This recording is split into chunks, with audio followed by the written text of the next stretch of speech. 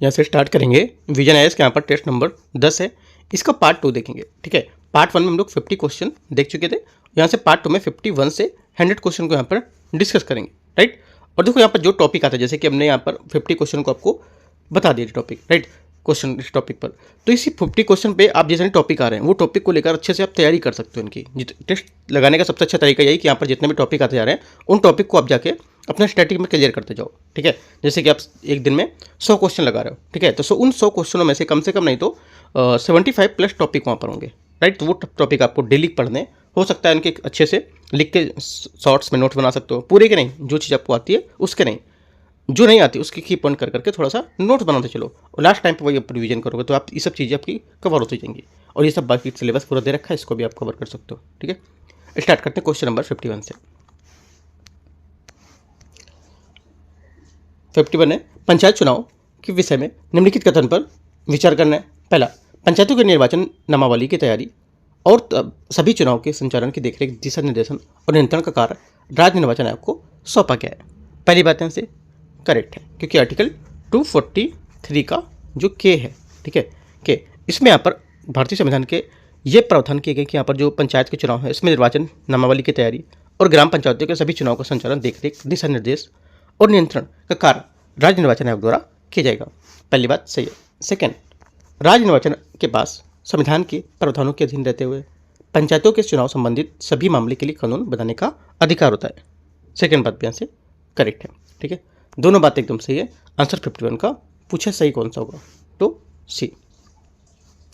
52 है, निम्नलिखित कथनों पर विचार करना है। राष्ट्रीय उद्यान और यहाँ पर इसके राज्य दे रखे हैं। पहली बात है, इसमें बोल रहे हैं सिमलीपाल उड़ीसा, करेक्ट है। सेकंड बात है सिखना ज्वालावो राष्ट्रीय उद्यान केरला, ठीक है। सेकंड बात क्या होगी?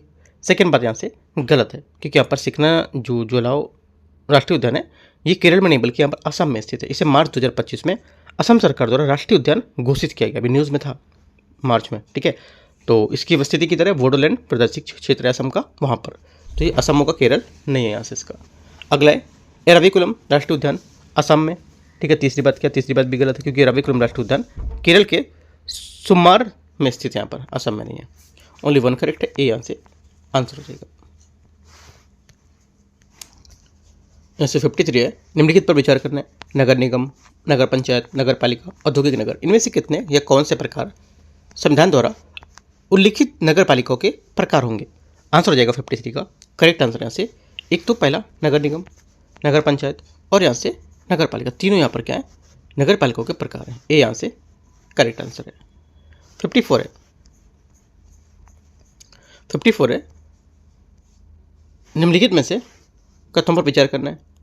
इस शहरी स्थानीय निकाय किसके माध्यम से स्थापित किए गए, ये पूछ रहे हैं।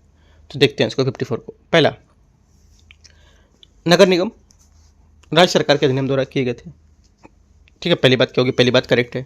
सेकंड, अनुसूचित यहाँ पर जो क्षेत्र समिति है ये सरकारी गजट अधिसूचना द्वारा जारी किए गए थे, ये भी बात यहाँ से सही है। छावनी बोर्ड केंद्र सरकार के अधिनियम द्वारा जारी किए गए, तीनों बातें यहाँ से करेक्ट है। आंसर यहाँ से क्या होगा? सभी तीन, सी यहाँ से करेक्ट आंसर है। क्वेश्चन नंबर 55 है, परामर्शदात्री समिति के संबंध में विचार करना है।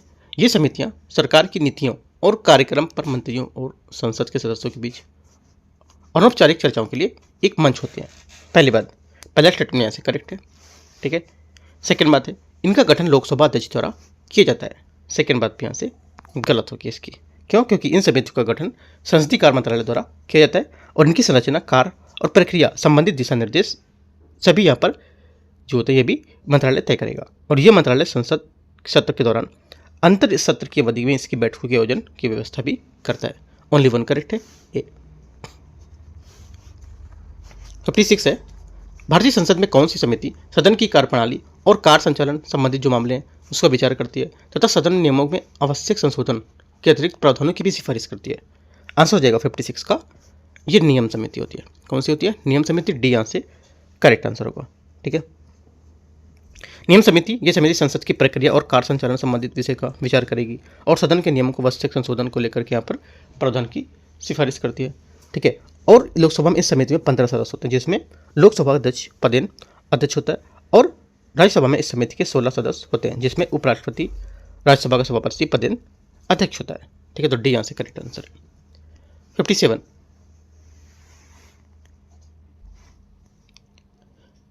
57 नंबर है, नगर निगम के अंगों के संबंध में विचार करना है।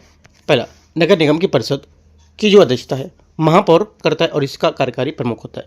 पहली बात, पहला स्टेटमेंट यहाँ से 57 का क्या होगा, गलत है, क्योंकि यहाँ पर जो परिषद होते हैं इसका अध्यक्ष महापौर मेयर होता है, जिसे यहाँ पर एक उप महापौर सहायता प्रदान करेगा।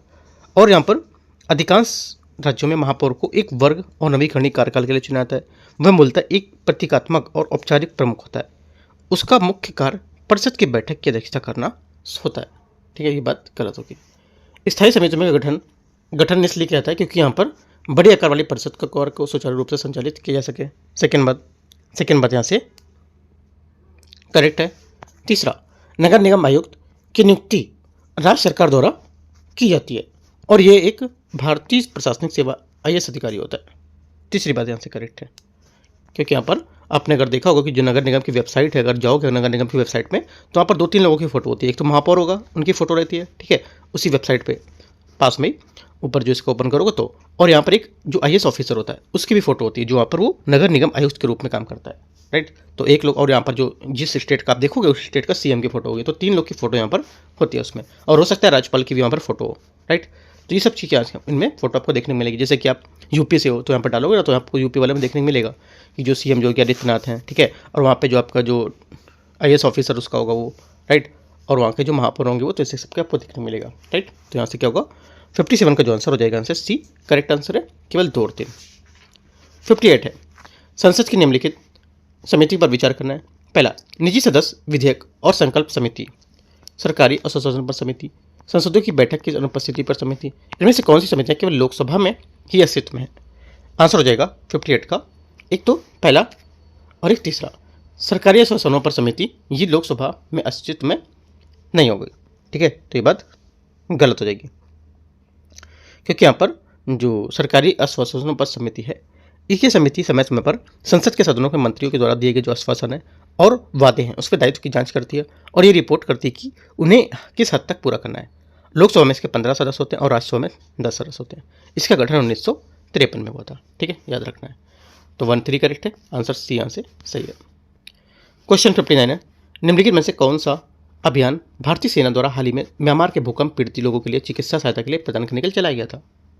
आंसर हो जाएगा 59 का करेक्ट आंसर ऑपरेशन ब्रह्मा, ठीक है, ऑपरेशन ब्रह्मा यहाँ से इसका करेक्ट आंसर होगा, जो 28 मार्च 2025 को म्यांमार में आए भीषण भूकंप के कारण यहाँ पर जो भारतीय सेना ने ऑपरेशन ब्रह्मा के तहत यहाँ पर तीव्र प्रतिक्रिया दी और यहाँ पर विशेष चिकित्सा दल की मानवता पर आधारित सहायता की थी, ठीक है।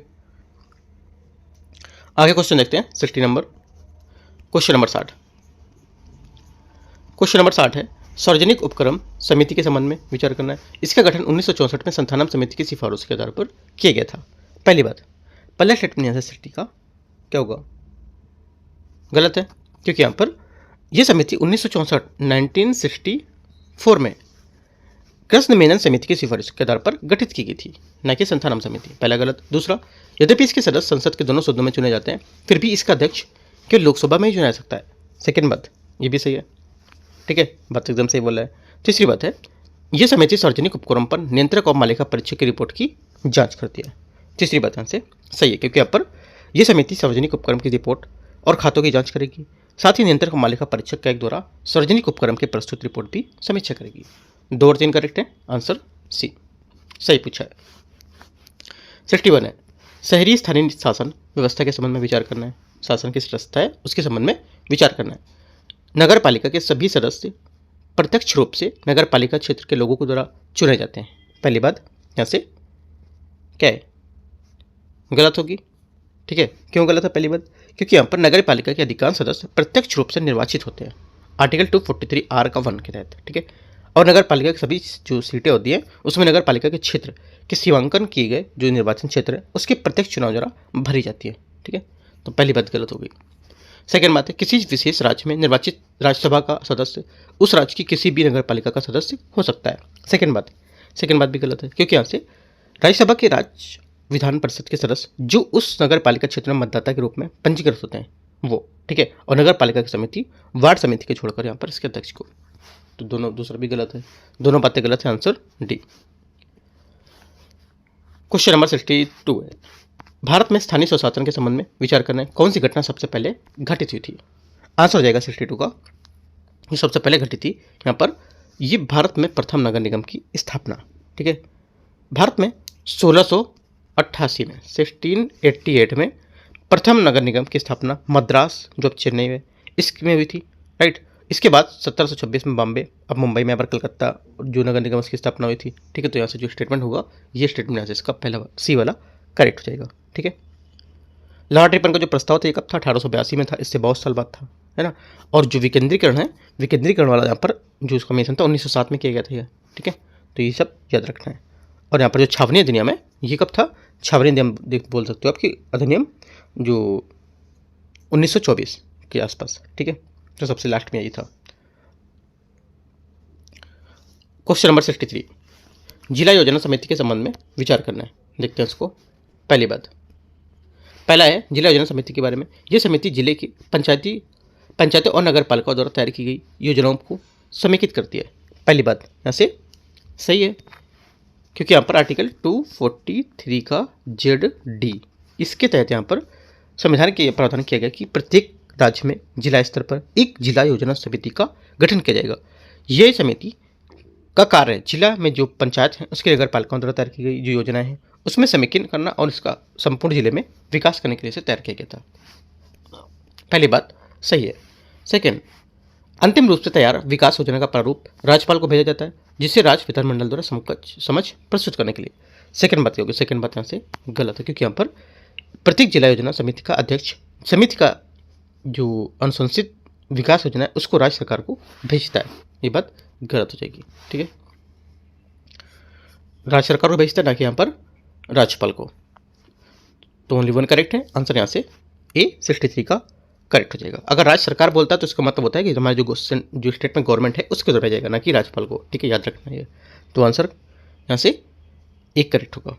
64 देखते हैं।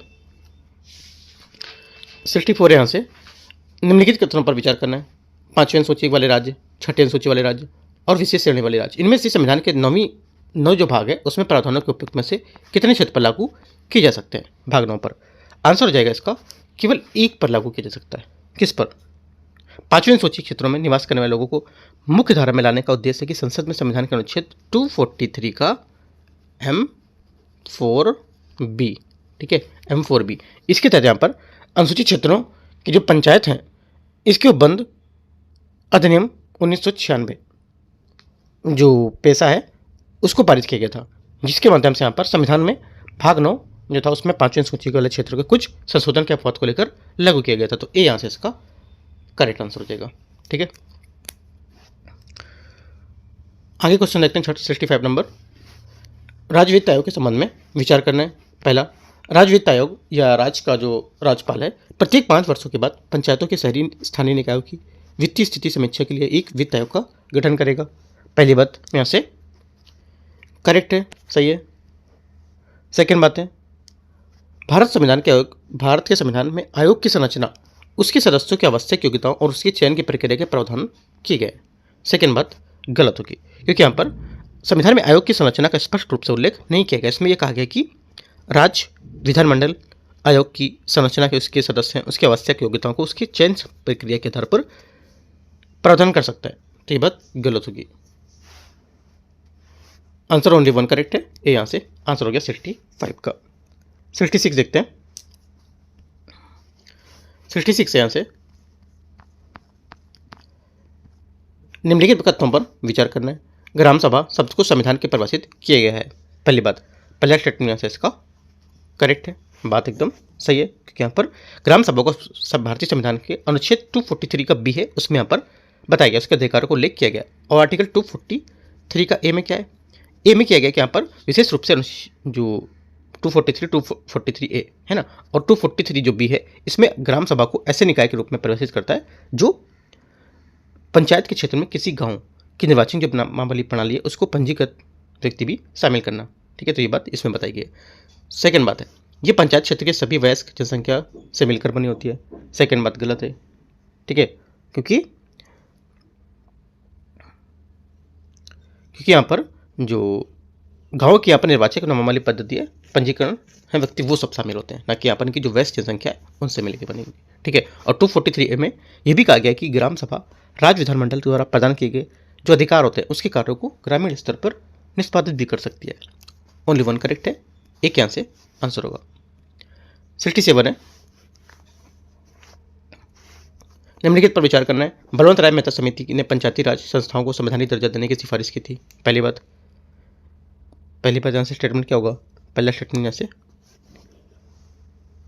गलत है, क्योंकि यहाँ पर बलवंत राय मेहता समिति ने यह सिफारिश की थी कि ग्राम पंचायतों को पर्याप्त अधिकार और वित्तीय संसाधन दिए जाने चाहिए और विकास की शक्ति को मध्यवर्ती स्तर जो होते हैं ब्लॉक स्तर उसकी पंचायत समिति की केंद्रित यहाँ पर किया जाना चाहिए। लेकिन इस समिति ने पंचायती राज संस्थाओं को संवैधानिक दर्जा देने की सिफारिश नहीं की है और ये सिफारिश बाद में एम एल सिंघवी समिति ने यहाँ पर की थी, तो ये बात गलत हो गई। स्वतंत्र भारत के पहली पंचायती राज संस्था का उद्घाटन लाल बहादुर शास्त्री के प्रधानमंत्री कार्यकाल में हुआ था।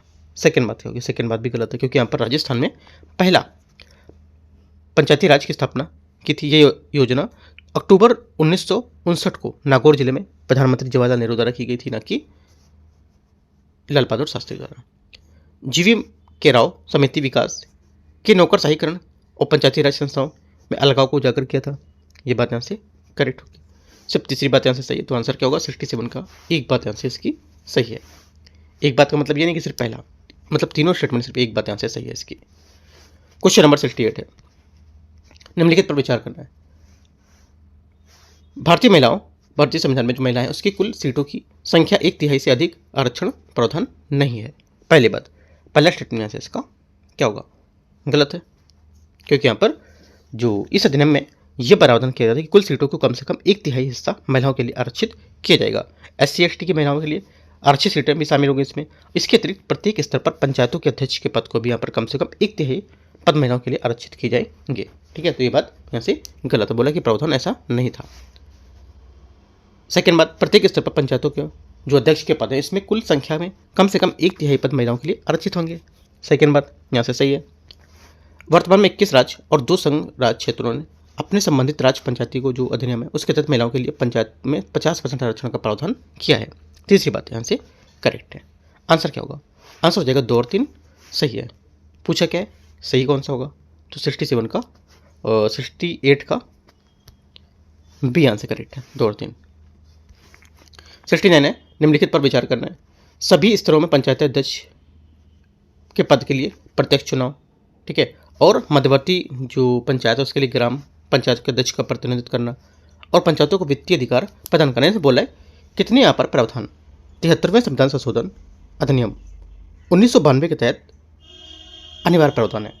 आंसर हो जाएगा 69 का करेक्ट आंसर यहाँ से।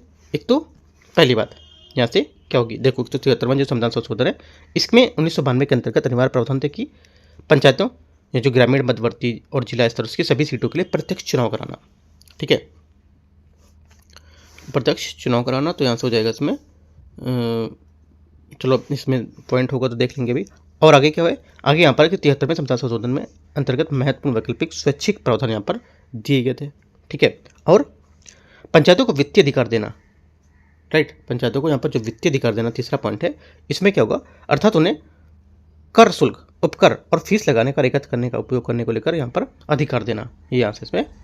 तो जो आंसर हो जाएगा बी आंसर इसका करेक्ट आंसर होगा। मतलब 2 बातें इसकी सही होंगी, एक तो ये हो गया और एक आपको हो जाएगा यहाँ से जो पंचायतों के लिए 5 वर्षों के कार्यकाल के लिए यदि उसकी पंचायत भंग किया जाए तो वह 6 महीने के लिए यहाँ पर भीतर चुनाव कराना चाहिए। ठीक है, तो यहाँ से चौथा 2 बातें यहाँ से करेक्ट है, 3 4 तो 2 बी यहाँ से सही आंसर है। क्वेश्चन नंबर 70 है, निम्नलिखित राज्यों पर विचार करना है। महाराष्ट्र, गोवा, अरुणाचल प्रदेश, सिक्किम, केरल, इनमें से कितने राज्यों में त्रिस्तरीय पंचायती राज व्यवस्था है? आंसर हो जाएगा 70 का करेक्ट आंसर। ये केवल इन दोनों में है। कौन दोनों में? एक तो यहाँ पर किसी राज्य में जनसंख्या यदि 20 लाख से अधिक नहीं है तो वहाँ मध्यवर्ती स्तर की पंचायतों का यहाँ पर गठन अनिवार्य नहीं है। वर्तमान में जिन राज्यों में संघ राज्यों में द्विसदनीय पंचायती राज व्यवस्था हुआ है अरुणाचल प्रदेश, यहाँ पर द्विसदनीय है अरुणाचल प्रदेश। ठीक है, गोवा, सिक्किम, लक्षद्वीप, दादरा नगर हवेली और दमन दीव, अन्य सभी राज्य में यहाँ पर जो त्रिस्तरीय पंचायत राज व्यवस्था होगी। ठीक है, तो यहाँ से क्या होगा, ए यहाँ से इसका आंसर होगा 2। ठीक है, यहाँ पर क्या था मैंने, दादरा नगर हवेली, लक्षद्वीप, सिक्किम, दादरा नगर हवेली, लक्षद्वीप, गोवा, ये सब इसमें होंगे नहीं। ठीक है, और कौन था, और यहाँ पर आपका इसमें था अरुणाचल प्रदेश, और अरुणाचल प्रदेश भी हट गया, तो बचा कौन सा, महाराष्ट्र और केरल, ये दोनों में है। 71 है, भारत के प्रधानमंत्री की नियुक्ति के संबंध में विचार करना है। पहली बात, किसी व्यक्ति को प्रधानमंत्री नियुक्त किए जाने से पहले उसे लोकसभा बहुमत साबित करना आवश्यक होता है। ऐसा यहाँ पर कुछ नहीं है, क्योंकि यहाँ पर राष्ट्रपति पहले से उस व्यक्ति को प्रधानमंत्री नियुक्त कर सकते हैं, जो फिर उसे एक निश्चित समयावधि के भीतर लोकसभा में बहुमत साबित करने के लिए कह सकते हैं। ठीक है, जैसे कि यहाँ पर कोई बन सकता है और बाद में अपना तुम बहुमत शामिल कर सकते हो। सेकेंड बात है, जो व्यक्ति संसद के किसी भी सदन का सदस्य नहीं हो उसे 6 महीने के लिए प्रधानमंत्री नियुक्त किया जा सकता है। बात एकदम सही है। ठीक है, आंसर क्या होगा, उसे प्रधानमंत्री नियुक्त किया जा सकता है, लेकिन यहाँ पर 6 महीने बाद उसे अधिकतम अवधि के लिए कर सकते हैं। तो आंसर क्या होगा, ओनली 2 करेक्ट है, बी। क्वेश्चन नंबर 72, निम्नलिखित पर विचार करना है। राष्ट्रीय एकता परिषद, राष्ट्रीय अधिग्रहण परिषद, रक्षा अधिग्रहण परिषद, राष्ट्रीय वन्यजीव बोर्ड, राष्ट्रीय आपदा प्रबंधन प्राधिकरण, इनमें से कितनी संस्थाएं अध्यक्ष के रूप में भारत के प्रधानमंत्री कार्य करते हैं। आंसर हो जाएगा 72 का करेक्ट आंसर। यहाँ से एक तो देखो, यहाँ से राष्ट्रीय आपदा प्रबंधन जो एक संवैधानिक निकाय है, इसकी स्थापना आपदा प्रबंधन अधिनियम जो है 2005 के तहत यहाँ पर की गई थी। इस अधिनियम के अनुसार प्रधानमंत्री इस प्राधिकरण के पदेन अध्यक्ष होते हैं। ठीक है, राष्ट्रीय आपदा वाली में, तो यहाँ से ये तो ये हो जाएगा राइट। उसके बाद राष्ट्रीय वन्यजीव बोर्ड एक संवैधानिक निकाय, इसकी स्थापना वन्यजीव संरक्षण अधिनियम 1972 के द्वारा की गई थी। ठीक है, इसके अध्यक्ष भी प्रधानमंत्री अध्यक्ष ऐसे करते हैं। ठीक है, तो राष्ट्रीय वन्यजीव बोर्ड ये भी यहाँ पर हो गए। मैं पहले क्वेश्चन करा चुका हूँ वाला इस टाइप का। राष्ट्रीय अधिग्रहण परिषद, राष्ट्रीय जो अधिग्रहण परिषद है, इसकी स्थापना 2001 में सशस्त्र बलों की जो आवश्यकता उसको लेकर के की गई थी। यहाँ पर इसकी अध्यक्षता प्रधानमंत्री नहीं करते हैं, बल्कि रक्षा मंत्री करते हैं। बाकी राष्ट्रीय एकता परिषद की भी प्रधानमंत्री करते हैं। आंसर 1, 3, 4, 3 बातें करेक्ट है। 72 का आंसर सी। 73 है, निम्नलिखित कथनों पर विचार करना है। भारत के सॉलिसिटर जनरल के पास संसदीय कार्रवाई के मतदान करने का अधिकार नहीं होता है। पहली बात, यहाँ से क्या होगी, करेक्ट है, सही है, क्योंकि बोलने का अधिकार होता है, लेकिन यहाँ पर मतदान करने का अधिकार नहीं होता है। भारत के सॉलिसिटर जनरल भारत के महाधिवक्ता अटॉर्नी जनरल के रूप में स्वतंत्र रूप से काम करते हैं। ये बात गलत है, क्योंकि यहाँ पर सॉलिसिटर जनरल स्वतंत्र रूप से कार्य नहीं करते हैं, बल्कि वो महाधिवक्ता के अधीनस्थ होते हैं और उन्हें उनके कर्तव्यों को पूरा करने के सहायता करने के लिए कहा जाता है। ठीक है, और भारत में सॉलिसिटर जनरल और अतिरिक्त सॉलिसिटर जनरल केंद्र सरकार को कानूनी सलाह देते हैं और सुप्रीम कोर्ट, हाई कोर्ट में भारत सरकार की ओर से पेश होते हैं। ओनली 1 करेक्ट है, आंसर यहाँ से 1 सही है। क्वेश्चन 74 है, भारत के उपराष्ट्रपति के संबंध में निम्नलिखित कथन पर विचार करना है। पहली बात, उपराष्ट्रपति अपने उत्तराधिकारी के पदभार ग्रहण करने के 5 वर्षों के समय तक पद पर बने रह सकते हैं। पहली बात सही है। सेकेंड, उपराष्ट्रपति अधिकतम 6 महीने तक राष्ट्रपति के रूप में कार्य कर सकते हैं। इस अवधि के लिए नए राष्ट्रपति का निर्वाचन होना आवश्यक होगा। सेकेंड बात क्या होगी, सेकेंड बात भी सही है। थर्ड, डॉक्टर एस राधाकृष्णन ही एकमात्र ऐसे व्यक्ति हैं जिन्होंने भारत को उपराष्ट्रपति के रूप में लगातार 2 कार्यकाल के लिए निर्वाचित किया गया था। तीसरी बात गलत है, क्योंकि यहाँ पर जो एस राधाकृष्णन है, जो सर्वपल्ली राधाकृष्णन है, और श्री हामिद अंसारी, दोनों ने 2 बार लगातार भारत के उपराष्ट्रपति चुने। ठीक है, तो सिर्फ एक नहीं है जिन्हें यहाँ पर बताया गया था, तो ये बात गलत हो जाएगी। ओनली 2 करेक्ट है, आंसर 74 का 1, 2 बी। 75 है, 75 है, भारत के उपराष्ट्रपति के चुनाव के संबंध में विचार करना है। मूल संविधान में यह प्रावधान था कि उपराष्ट्रपति का चुनाव संसद के दोनों सदनों की संयुक्त बैठक में किया जाएगा। पहली बात, पहला स्टेटमेंट यहाँ से क्या होगा, 75 का ये पहली बात यहाँ से करेक्ट है। सेकेंड बात है, उपराष्ट्रपति के चुनाव में दल बदल विरोधी कानून, एंटी डिफेक्शन कानून लागू नहीं होते हैं। सेकेंड बात, 75 का जो सेकंड स्टेटमेंट है ये भी करेक्ट है। तीसरा, उपराष्ट्रपति के चुनाव प्रत्येक मत वोट का समान वैल्यू होता है। ठीक है, प्रत्येक मत वोट का समान मूल्य होता है। तीसरी बात भी यहाँ से करेक्ट है। तीनों बात करेक्ट है, आंसर 75 का सी। यहाँ से तीनों स्टेटमेंट सही है। क्वेश्चन नंबर 76 है, निम्नलिखित पर विचार करना है। क्षमादान की शक्ति और प्रकृति, लघुकरण क्या होता है। इस पर मैं मेंस का क्वेश्चन भी दिया था मैंने इस टाइप को लेकर के। ठीक है, तो जो मेंटरशिप मैं चला रहा हूँ उसमें मेंस में आंसर मैंने इसका दिया होता लिखने के लिए, तो लोगों ने लिख के डिपॉजिट भी किया, बहुत लोगों ने। देखते हैं इसको। पहला बोला 76 में लघुकरण। लघुकरण क्या होता है, जिसने यहाँ पर मेंस का आंसर लिखा होगा तो इसको याद होगा चीज़ें ये। ठीक है। तो यहाँ से जो लघुकरण होगा ये आपका हो जाएगा, इसके माध्यम से सजा की प्रकृति को बदलकर सजा की जो सजा में कम में परिवर्तित कर सकते हो, ठीक है। तो यहाँ से पहली बात सही है। परिहार क्या होता है? परिहार, इसकी प्रयोग सजा की अवधि कम होती है लेकिन सजा की प्रकृति कोई बदलाव नहीं होता है। बात सही है, इसकी प्रकृति में बदलाव नहीं होगा, दोनों सही हैं। विराम, विराम मतलब होता है मूल रूप से दी गई सजा के स्थान में कम सजा दी जाती है। यहाँ पे स्थायी अस्थायी करना, ये स्थगित करना, ये सब गलत हो जाएगा। तो ओनली 1 2 करेक्ट है आंसर। यहाँ से 2 बातें सही हैं, बी स्टेटमेंट 76 का सही हो जाएगा। 77 नंबर है, निम्नलिखित में से किन विधेयकों के विधायिका को पेश करने के लिए पहले राष्ट्रपति की पूर्व अनुमति की आवश्यकता होती है। मतलब कौन से विधेयक जो होते हैं उसमें विधायिका में पेश करने के लिए राष्ट्रपति की पूर्व अनुमति किस में आवश्यक होती है, इसको लेकर के, ठीक है। आंसर हो जाएगा एक तो पहला, भारत की संचित नदी में, पहली बात यहाँ से सही है। सेकेंड बात है, ऐसा राज्य विधेयक जो राज्य के भीतर व्यापार और वाणिज्य आवागमन में प्रतिबंधित करता हो, ये भी क्या होगा, ये राष्ट्रपति की आवश्यकता होती है, सही है। किसी राज्य की सीमाओं में परिवर्तन या नए राज्यों के निर्माण से संबंधित कोई संघीय विधेयक, इसमें भी यहाँ पर इसकी आवश्यकता होगी। तो तीनों बातें यहाँ से इसकी करेक्ट है। आंसर क्या होगा, सभी के लिए यहाँ पर राष्ट्रपति की पूर्व अनुमति लेनी होगी, डी यहाँ से करेक्ट आंसर है। ये इंपॉर्टेंट क्वेश्चन है, लिख सकते हो आप इसको। 78, भारत में राष्ट्रपति चुनाव के बारे में निम्नलिखित पर विचार करना है। राष्ट्रपति के चुनाव से संबंधित विवादों का निर्णय उच्चतम न्यायालय द्वारा किया जाता है और उसका निर्णय अंतिम होता है। 78 का पहला स्टेटमेंट यहाँ से करेक्ट है। यदि राष्ट्रपति का चुनाव शून्य घोषित कर दिया जाता है तो राष्ट्रपति के फैसले पहले के कई कार्रवाइयाँ वैध होती है।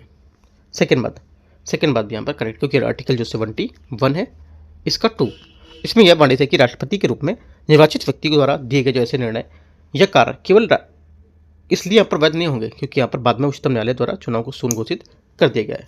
तो आंसर क्या होगा, ओनली 2 करेक्ट है। फर्स्ट भी करेक्ट है और सेकंड भी सही है, दोनों बातें सही है। आंसर 78 का सी। 79 है, मुख्य वैज्ञानिक सलाहकार का पद प्रशासनिक रूप से किसके अधीन रखा गया है। आंसर हो जाएगा 79 का डी, मंत्रिमंडल सचिवालय के अधीन, डी यहाँ से करेक्ट आंसर 79 का, ठीक है। 80 नंबर है,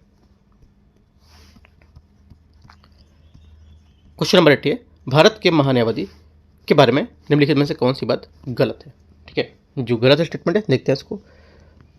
उसी संसद के सदस्य को मिलने वाले विशेषाधिकार की अनुमतियां प्राप्त नहीं होती हैं, ये बात गलत है। इसको क्या है, इसको प्राप्त होती है, ठीक है।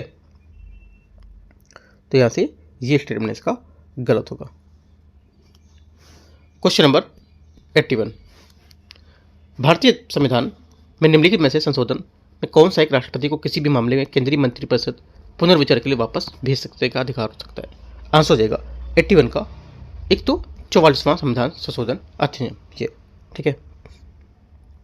क्योंकि यहाँ पर 1978 में 44वें संविधान संशोधन अधिनियम ने एक प्रावधान प्रस्तुत किया जिसमें राष्ट्रपति मंत्रिपरिषद से उनकी सलाह पर पुनर्विचार करने के लिए अनुरोध कर सकेंगे। क्वेश्चन नंबर 82 है, निम्नलिखित कथनों पर विचार करना है। मंत्रिमंडल सचिवालय प्रत्यक्ष रूप से प्रधानमंत्री के अधीन काम करते हैं। पहली बात 82 का पहला सही है। सेकेंड, सचिवालय का प्रशासनिक प्रमुख मंत्रिमंडल सचिव होता है जो सिविल सेवा बोर्ड का पदीय अध्यक्ष भी होता है।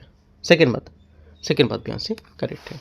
आंसर क्या होगा, 82 का दोनों बातें यहाँ से सही है, तो सी बात यहाँ से करेक्ट है। 83 नंबर है, निम्नलिखित कथनों पर विचार करना है। जब लोकसभा मंत्रिपरिषद के विरुद्ध अविश्वास प्रस्ताव पारित करती है तो मंत्रिपरिषद के सभी सदस्य को, जिसमें राज्यसभा के सभी सदस्य शामिल होते हैं, इस्तीफा देना होता है। पहली बात यहाँ से करेक्ट है, क्योंकि यहाँ से देखो जो लोकसभा मंत्रिपरिषद के विरुद्ध अविश्वास प्रस्ताव पारित करती है तो परिषद के सभी सदस्यों को, जिसमें राज्यसभा के भी सदस्य शामिल होते हैं, वो अनिवार्य रूप से पद अपना इस्तीफा देना होगा। मंत्रिपरिषद की कुल सदस्य संख्या संसद की सदस्य संख्या से 15% से अधिक नहीं हो सकती है, ये बात गलत है। क्योंकि यहाँ पर जो केंद्रीय मंत्रिपरिषद है, प्रधानमंत्री सहित मंत्री की कुल संख्या लोकसभा की कुल सदस्य संख्या का 15% से अधिक नहीं होगी, ये बात गलत हो जाएगी, ठीक है। ओनली 1 करेक्ट है। आंसर यहाँ से 83 का एक बात सही है। 84 है, पद्म पुरस्कार समिति का गठन और अध्यक्षता। पद्म पुरस्कार समिति का गठन और अध्यक्षता जो होती है तो किसके द्वारा की जाएगी। आंसर हो जाएगा 84 का, ये की जाती है क्रमशः प्रधानमंत्री और मंत्रिमंडल सचिव के द्वारा, राइट। पद्म पुरस्कार समिति द्वारा की गई जो सिफारिश है उसको प्रदान किए जाते हैं, जिसमें यहाँ पर प्रत्येक वर्ष प्रधानमंत्री द्वारा किया जाता है। और यहाँ पर नामांकन प्रक्रिया जनता के लिए यहाँ पर खुली होती है और यहाँ तक कि 100 नामांकन की प्रक्रिया भी इसमें की जाती है। और पद्म पुरस्कार समिति का अध्यक्षता मंत्रिमंडल सचिव करते हैं और इनमें गृह सचिव, राष्ट्रपति के सचिव के यहाँ पर 4-6 अन्य जो प्रतिनिधित्व होते हैं वो सभी इसमें शामिल होते हैं। तो आंसर जो हो जाएगा 84 का सी सही है।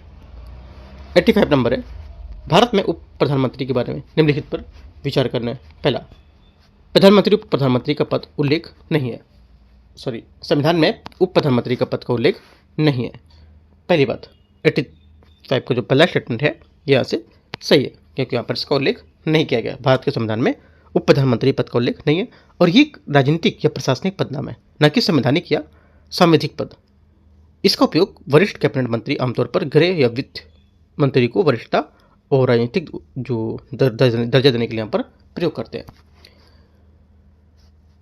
श्री मोरारजी देसाई भारत के प्रथम उपराष्ट्रपति बने थे।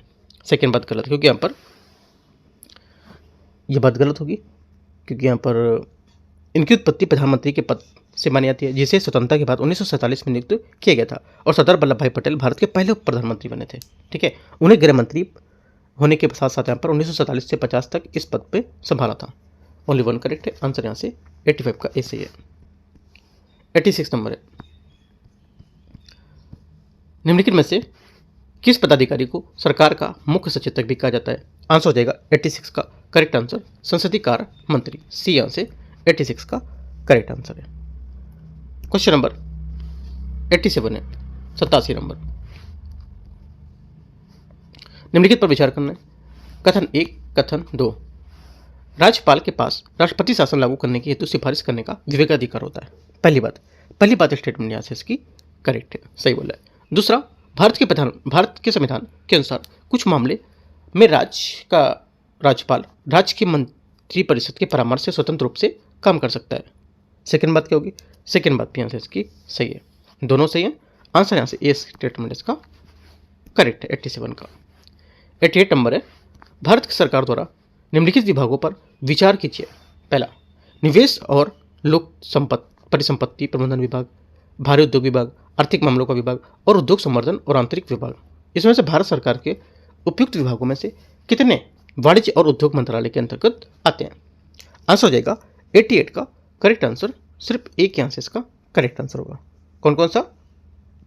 उद्योग संवर्धन और आंतरिक व्यापार जो विभाग है ये यहाँ पर इसका करेक्ट आंसर होगा। ठीक है, बाकी यहाँ पर इसमें नहीं होंगे क्योंकि यहाँ पर भारी उद्योग विभाग भारी उद्योग मंत्रालय के अधीन होगा और आर्थिक मामलों का विभाग और निवेश लोक परिसंपत्ति प्रबंधन विभाग भारत के वित्त सचिव के अंतर्गत आएंगे। ठीक है, क्वेश्चन नंबर 89 है, निम्नलिखित पर विचार करना है। भारत का संविधान राज्य के विधानसभा द्वारा पारित विधेयक के राज्यपाल की स्वीकृति के लिए कोई समय सीमा निर्धारित नहीं करता है। क्या होगा? पहली बात यहाँ से सही है। भारतीय संविधान के अनुच्छेद 368 के अनुसार संविधान संशोधन विधेयक राज्य विधानमंडल में प्रस्तुत नहीं किया सकता है। सेकेंड बात यहाँ से ये भी सही है क्योंकि यहाँ पर संविधान के संशोधन करने वाला विधेयक केवल संसद के किसी भी सदन में प्रस्तुत किया सकता है, राज्य विधानमंडलों में से इसे नहीं प्रस्तुत कर सकते हैं और राज्य विधानमंडल के पास ऐसे विधेयक आरंभ करने के लिए प्रस्तुत करने से अधिकार नहीं होगा इसको। क्या होगा आंसर? आंसर यहाँ से दोनों बातें करेक्ट है, 1 और 2, तो सी यहाँ से करेक्ट आंसर हो जाएगा 89 का यहाँ से। क्वेश्चन नंबर 90 है, हाइड्रोकार्बन महानिदेशालय के संबंध में विचार करना है। हाइड्रोकार्बन महानिदेशालय कोयला मंत्रालय के प्रशासनिक नियंत्रण में काम करता है। पहली बात, 90 का जो पहला स्टेटमेंट होगा यहाँ से ये गलत है क्योंकि यहाँ पर ये हाल ही में हाइड्रोकार्बन महानिदेशालय द्वारा जारी इंडिया हाइड्रोकार्बन आउटलुक 2025 रिपोर्ट यहाँ पर जारी की गई थी। ठीक है, और हाइड्रोकार्बन महानिदेशालय की स्थापना 1993 में हुई थी। राइट, भारत सरकार के प्रस्ताव के माध्यम से पेट्रोलियम और प्राकृतिक गैस मंत्रालय के प्रशासनिक नियंत्रण में की गई थी। ठीक है, तो ये बात गलत हो जाएगा।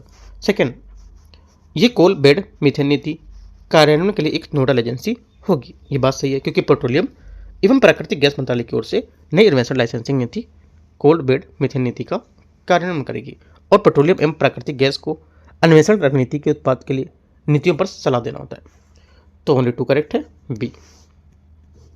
91 है, राज्य का मुख्यमंत्री निम्नलिखित में से किस मामले पर राज्यपाल को सलाह देता है? आंसर हो जाएगा 91 का करेक्ट आंसर, राज्य मंत्रिमंडल के सत्र का 17वां करना, उसे आहूत करना। सही है। सेकेंड बात, राज्य मंत्री की पदच्युति जो होती है उसके ऊपर निर्णय करना। ठीक है, तो दो बातें यहाँ से इसकी करेक्ट होंगी, राइट। तीसरी बात गलत है, क्योंकि यहाँ पर जो बोला 10वीं अनुसूची के अंतर्गत विधानसभा में किसी सदस्य की निर्भरता पर, क्योंकि यहाँ पर निर्भरता के मामले में यहाँ से जो निर्णय लेने का अधिकार सदन के अध्यक्ष या विधान परिषद के मामले पर सभापति को होता है। तो यहाँ से तीसरी बात गलत हो जाएगी। आंसर क्या होगा? ओनली 1 2 करेक्ट है। सी यहाँ से 91 का करेक्ट आंसर हो जाएगा।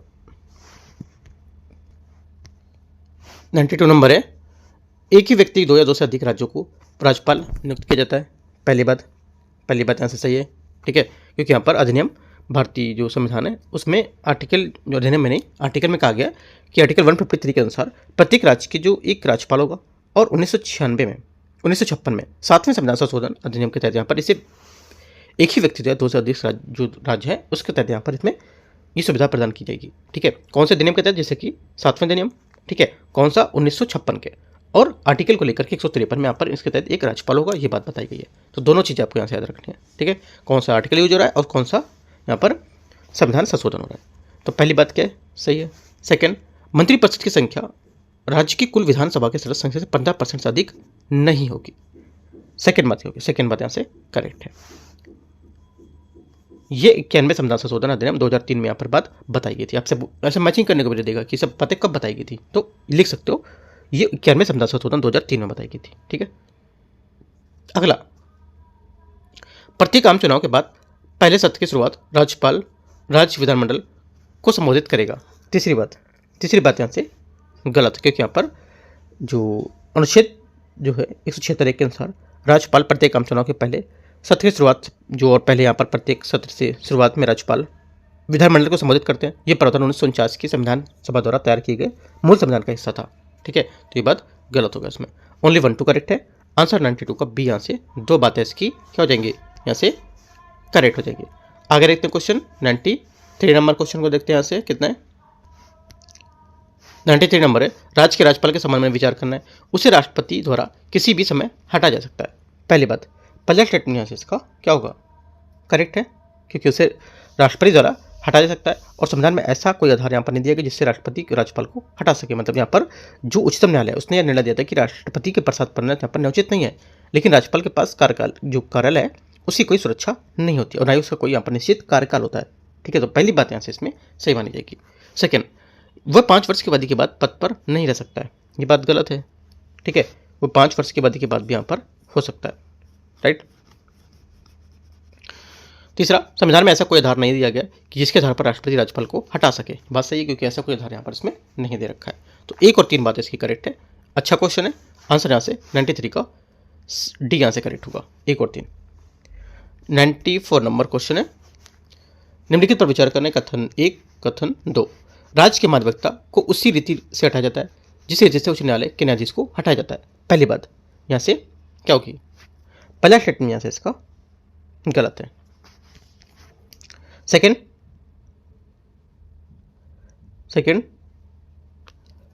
प्रत्येक राज्य का राज्यपाल किसी ऐसे व्यक्ति को राज्य की माध्यमिकता नियुक्त करेगा जो उच्च न्यायालय के न्यायाधीश को नियुक्त हो चुका या उसके योग्य हो। ये बात यहाँ से सही होगी। तो केवल दूसरी बात यहाँ से सही है, पहली बात गलत है। तो आंसर क्या होगा? 94 का डी यहाँ से करेक्ट आंसर है। 95 है, निम्नलिखित पर विचार करना। राज्य विधानमंडल के प्रत्येक सदन के एक पृथक सचिवी कर्मचारीबद्ध स्टाफ होगा। पहली बात, 95 का पहला स्टेटमेंट यहाँ से इसका क्या होगा? करेक्ट है। सेकंड, विधानसभा के सचिवी जो स्टाफ होते हैं उसमें नियुक्त व्यक्तियों की भर्ती और सेवा शर्तें अध्यक्ष द्वारा विनियमित होती हैं। सेकंड बात यहाँ से गलत होगी। क्यों? क्योंकि यहाँ पर जो ये बोला कि इसके अध्यक्ष द्वारा होंगे, तो यहाँ बात गलत होगी, क्योंकि यहाँ पर जब तक राज्य का विधानमंडल अधीन उपबंध नहीं करता तब तक राज्यपाल यथास्थिति विधानसभा के अध्यक्ष या विधान परिषद के जो सभापति हैं उसके पश्चात इसमें विधान परिषद के सचिव के रूप में इसे नियम नहीं बना सकता है, ठीक है। ओनली 1 करेक्ट है। आंसर यहाँ से 95 का एक बात इसकी सही होगी। क्वेश्चन नंबर 96 है,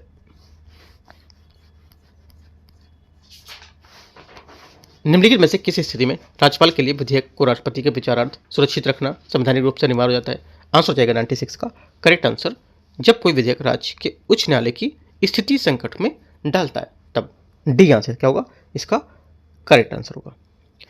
97 नंबर है, निम्नलिखित कथनों पर विचार करना है।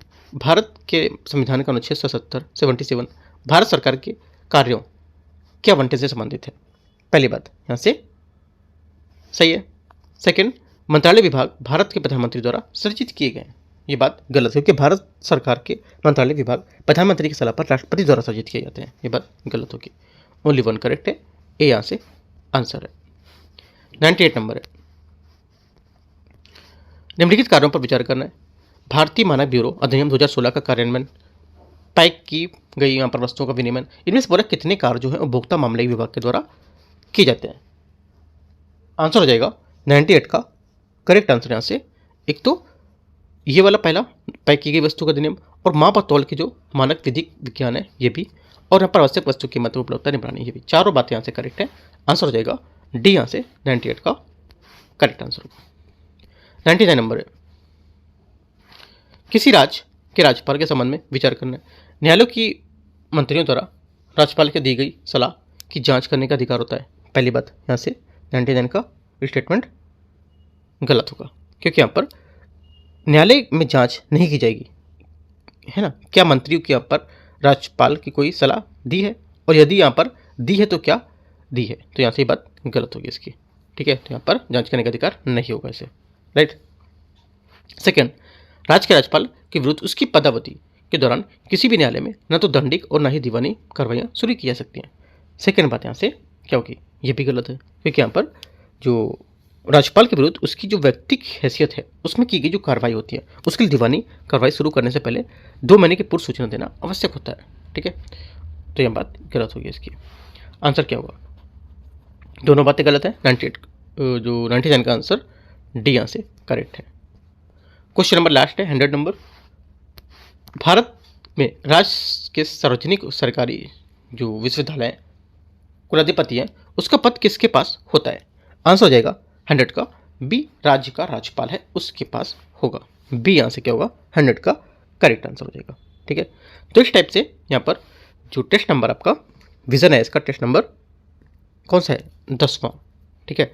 टेस्ट नंबर 10 है, ये आपका पूरा कंप्लीट हुआ पार्ट 1 और पार्ट 2 के माध्यम से। पार्ट 1 में 50 क्वेश्चन, पार्ट 2 में 51 से 100 क्वेश्चन। तो यहाँ से टेस्ट नंबर 10 पूरा हो गया। अब स्टार्ट करेंगे इसके टेस्ट नंबर 11 को, ठीक है। टेस्ट नंबर 11 देखेंगे, उससे पहले यहाँ पर जो अपना यूकेटी का रहेगा वो भी मैं निकालने वाला हूँ, ठीक है। तो कुछ टाइम में वो भी मैं जारी करूँगा, टेस्ट नंबर 1 तो भी आप यहाँ से करोगे, और कुछ वीकली क्वेश्चन भी मैं लिख के आऊँगा 1 से 7 जो नवंबर है उसके, राइट। बाकी कुछ डाउट रहेगा आप नीचे कमेंट में पूछ सकते हो, टेलीग्राम में जोड़ सकते हो, वहाँ पे कुछ अपडेट देता रहता हूँ मैं, ठीक है। और आज आपका जो आने वाला है मेंटरशिप का मेंस का टारगेट है वो भी आने वाला है, आपको मेंस के क्वेश्चन लिखने 5, ठीक है। और 5 क्वेश्चन अच्छे हैं, और मेंस का टॉपिक भी वहाँ से आपके जो वहाँ से प्रीलिम्स के भी क्वेश्चन बन सकते हैं, जैसे कि मैंने आपको भी बताया क्वेश्चन में कि मैंने उस टॉपिक पर मेंस का क्वेश्चन लिखने को दिया था, ठीक है। तो इन सबसे भी जुड़ सकते हो, क्योंकि देखो दिसंबर तक आपको मेंस और प्री दोनों साथ साथ पढ़ना है, ठीक है। उसके बाद मेंस का हटा देना है दिसंबर के बाद से, ठीक है। बाकी कुछ डाउट रहेगा आप कमेंट करके या टेलीग्राम से जुड़ के पूछ सकते हो। तो यहाँ से एंड करते हैं। All the best, thank you.